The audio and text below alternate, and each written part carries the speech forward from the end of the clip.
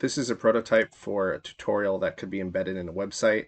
Um, so this is just a 600 by 600 pixel um, JavaScript, and you can click and interact with different elements. So you can click on the main to proceed each page, and then there could be interactive elements like if you mouse over this Mitch, you can see it gives you this extra screen.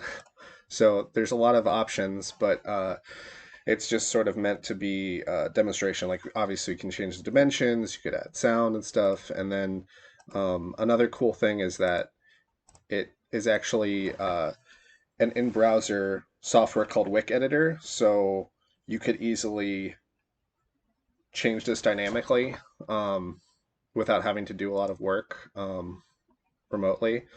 So I picture that like after it gets out of beta, it could go here.